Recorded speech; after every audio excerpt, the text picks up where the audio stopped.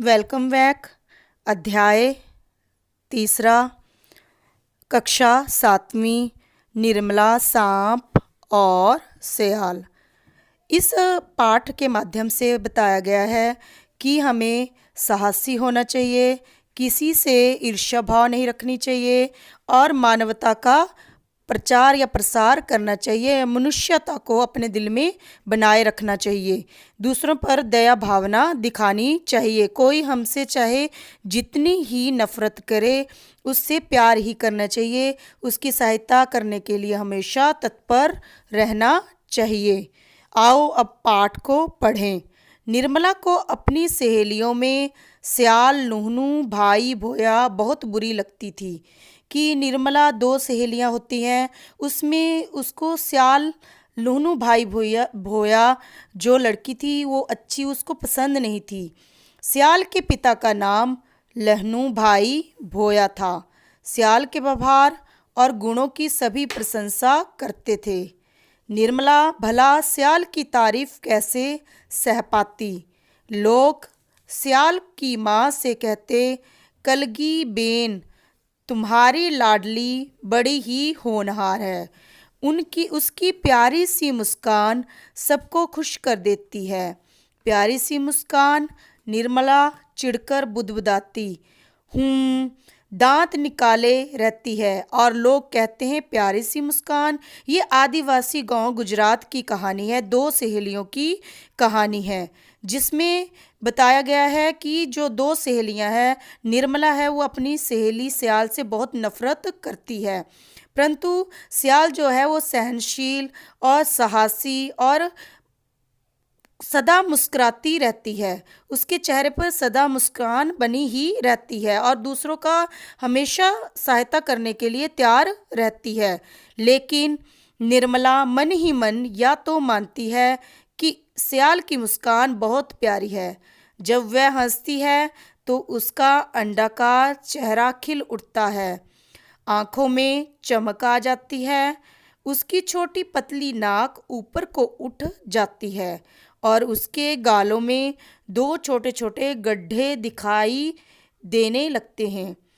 सियाल की मुस्कान तो मोहक थी, किंतु उसकी पोशाक उतनी आकर्षक ना थी। जो उसने कपड़े पहने होते थे वो लोगों को अपनी ओर आकर्षित नहीं करते थे, जबकि मुस्कान उस सभी को अपनी ओर आकर्षित करती थी।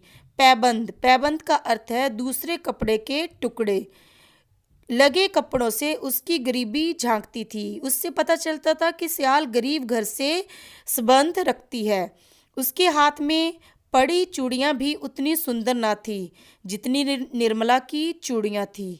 यह भी सच है कि गुजरात के उस छोटे से आदिवासी गांव बरटाड में इतनी सुंदर गले की माला किसी और के पास ना थी जैसे निर्मला के पास थी। इसमें पहला क्वेश्चन बनता है कि सियाल के पिता का नाम क्या था? लहनू भाई भोया। और सेकंड क्वेश्चन बनता है इसमें कि वह कहाँ की रहने वाली थी? वह छोटे से आदिवासी गांव बरटाड की रहने वाली थी। सियाल बुद्धि और विवेक में भी निर्मला से आगे है कि भले बुरे की समझ रखने वाला विवेक का अर्थ है। निर्मला इसलिए भी सियाल से चिढ़ती है। सियाल को स्कूल जाना पसंद है, परंतु निर्मला को वो तो हर समय इस ताक में रहती है, इस मौके की तलाश में रहती है कि स्कूल छोड़कर खेतों में जाने को मिल जाए। निर्मला, निर्मला। झोंपड़ी के अंदर से उसकी माँ पुकारती है, अरे 8 बज गए, धूप चढ़ आई है और मवेशियों को चराने ले जाने वाला कोई नहीं है। मवेशी पशु कोई नहीं है। जा बेटा जा, आज तू चरा ला, स्कूल किसी और दिन चली जाना। निर्मला खुशी से उछल पड़ी और मवेशियों को हाँकते हुए गांव के धूल भरे रास्ते पर चल पड़ी।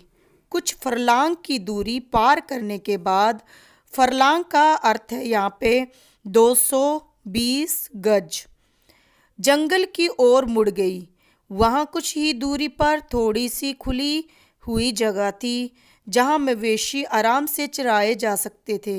अचानक ही वह जोर से गुस्सा होकर बड़बड़ाई। कारण यह था कि जिस बरगद के पेड़ की छाया में उसका अड्डा था, वहाँ आज कोई बैठा था। पेड़ के तने से टिकी पीठ देखकर ही वह समझ गई कि वह सियाल है। गायों की घंटियों की आवाज़ सुनकर सियाल ने इधर उधर देखा। वह निर्मला को देखकर बहुत खुश हुई और हाथ हिलाकर उसे बुलाने लगी। ए निर्मला, इधर आ जा, जा छाया में। लेकिन सियाल ने उपेक्षा करती हुई निर्मला थोड़ी आगे निकल गई कि अब उसकी तरफ ध्यान नहीं देती है। वो निर्मला के मवेशी नरम घास खोजने के लिए बिखर गए। निर्मला इधर उधर देखकर सोचने लगी कि वह किधर जाकर बैठे। आखिर उसने एक झाड़ी देखी, उसकी छाया में वह बैठ सकती थी। वह घुटनों के बराबर ऊंची घास के बीच में से होती हुई वहां पहुंच गई।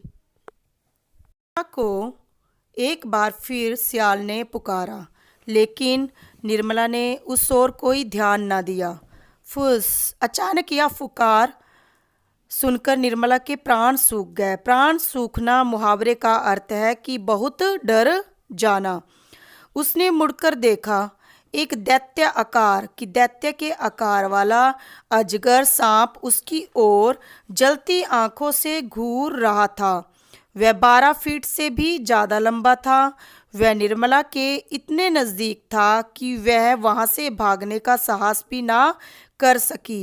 वह चीखना चाहती थी, पर भय के कारण उसकी घिघी बंध गई। घिघी बंधना, गले से आवाज ना निकलना। मुहावरे, ये जो पाठ के बीच में मुहावरे आ रहे हैं, उनके वाक्य में प्रयोग जरूर करें। अचानक सांप उछला। वह बड़े गुस्से से फिर फुफकारा।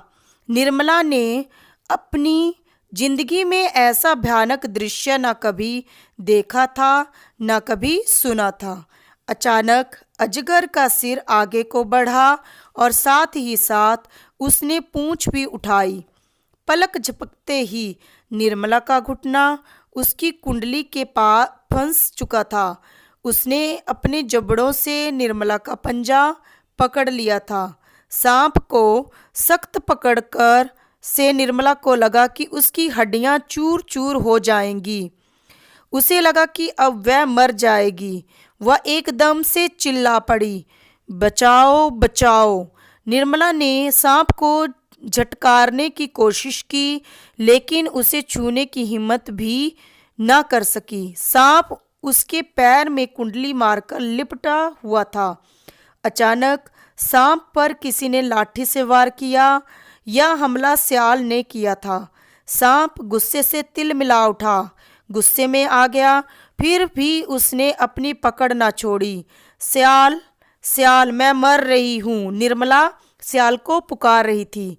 कुछ नहीं होगा, घबराओ नहीं, सियाल चिल्लाई और बड़ी निर्भीकता से, बड़ी निडरता से सांप की कुंडली खोलने की कोशिश में लग गई। मुझे इसका जहर चढ़ रहा है, निर्मला चिल्लाई।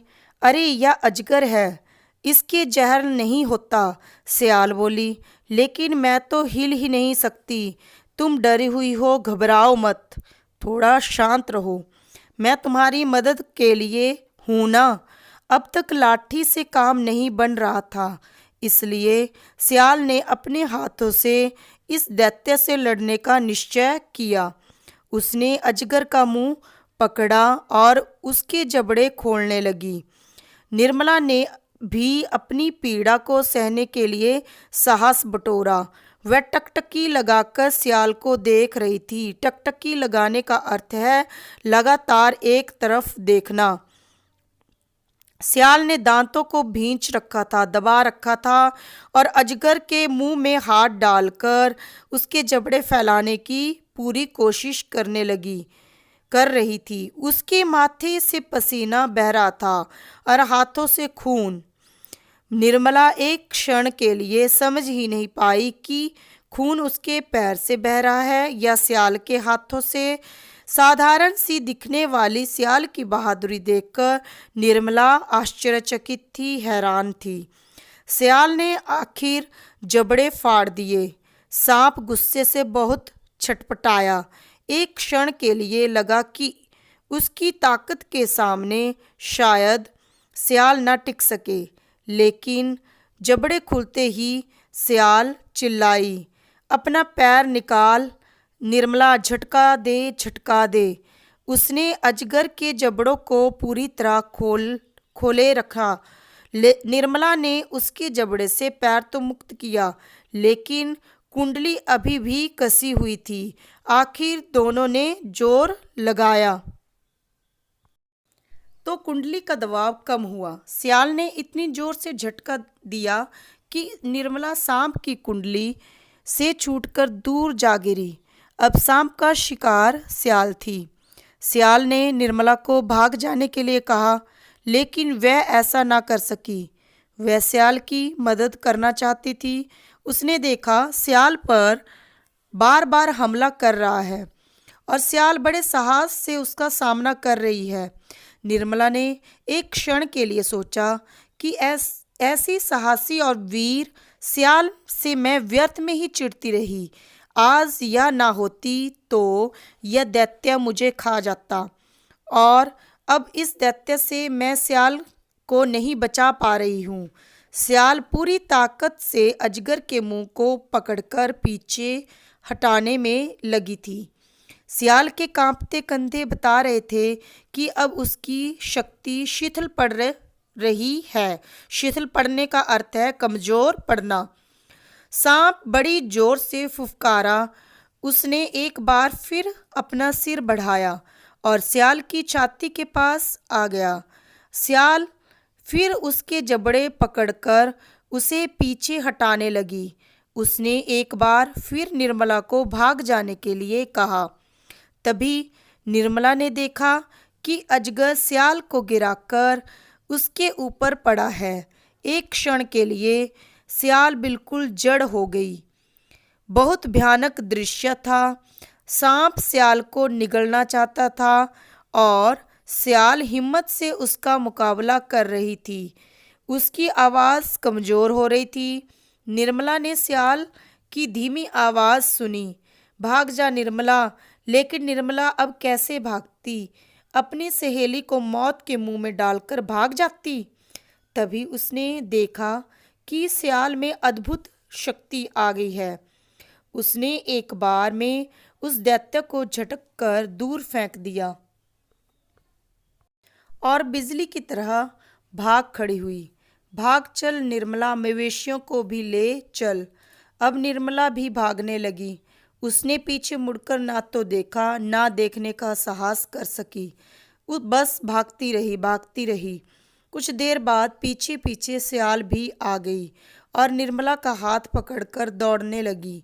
वे दौड़ती रहीं और वहां जाकर रुकी जहां मवेशी शांति से चल रहे थे और कोई खतरा ना था। दोनों बड़ी देर तक हाँफती रही और बिना कुछ बोले एक दूसरे को देखती रही। अचानक निर्मला की आंखों से आंसू बहने लगे और उसके होंठ थरथरा उठे। उसने सियाल से कहा कि अगर वह ना होती तो सांप उसे मार डालता। सियाल ने उसे धैर्य बंधाया और कहा कि सब ठीक हो जाएगा। निर्मला ने सियाल को इस तरह देखा जैसे आज पहली बार वह उसे पहचान पाई है। निर्मला ने कहा, सियाल, मैं तुम्हें अपनी मोतियों की माला भेंट में भी देना चाहती हूँ, लेकिन क्यों? अगर तुम्हारी जगह मैं होती तो तुम भी तो मेरी मदद करती। निर्मला ने शर्म से अपना सिर झुका लिया। उसने अपने गले से माला उतारकर सियाल को देते हुए कहा, तुम इसे ले लो। यह तुम्हारे इस स्नेह की याद दिलाएगी, तुम्हारे इस प्रेम की याद दिलाएगी। सियाल बड़ी देर तक निर्मला की आंखों में देखती रही। फिर उसके थके पीले चेहरे पर अचानक एक सुखद मुस्कान फैल गई और वह भाव भरे स्वर में बोली, लूँगी, जरूर लूँगी। यह अध्याय जो लिखा गया है सिगुरुन श्रीवास्तव द्वारा लिखा गया है। इसमें 3 बिंदुओं के ऊपर प्रकाश डाला गया है कि साहस, किसी के साथ द्वेष की भावना, ईर्ष्या की भावना मन में नहीं रखनी चाहिए। अगर तीसरा बिंदु, अगर आपके मन में कोई आपके प्रति, ये तो मानवीय स्वभाव है कि दूसरों के प्रति द्वेष की भावना हर कोई रखता है, प्रत्येक रखता है, परंतु हमारा मन इतना निर्मल और पवित्र होना चाहिए कि कोई मुसीबत में फंसा हो तो हम उसकी सहायता कर सकें। हमारे मन में दया भावना होनी चाहिए, क्योंकि ऐसी ही भावना सियाल के मन में थी। उसका मन बिल्कुल पवित्र था, जिसके कारण वह निर्मला को पहचान पाई। निर्मला के बारे में वो जानती थी कि वह उससे नफरत करती है, फिर भी उसने अपने जो मानवीय कर्तव्य है उससे पीछे नहीं हटी। अपने हृदय में जो दया की भावना थी उसको उजागर रखा और उसकी सहायता की, मुसीबत में फंसे हुए की सहायता की। इस पाठ को आप पढ़ें और इसके बीच में से क्वेश्चन आंसर भी बनाएं कि जैसे वह अपने आप को क्यों कमज़ोर महसूस कर रही थी, निर्मला अपने आप को क्यों कमज़ोर महसूस कर रही थी, क्यों कर रही थी, क्योंकि उसको सांप ने पकड़ा हुआ था और वह डर गई थी, जिसके कारण क्या था कि वह अपने आप को सांप के पंजे से नहीं छुड़ा पा रही थी। धन्यवाद।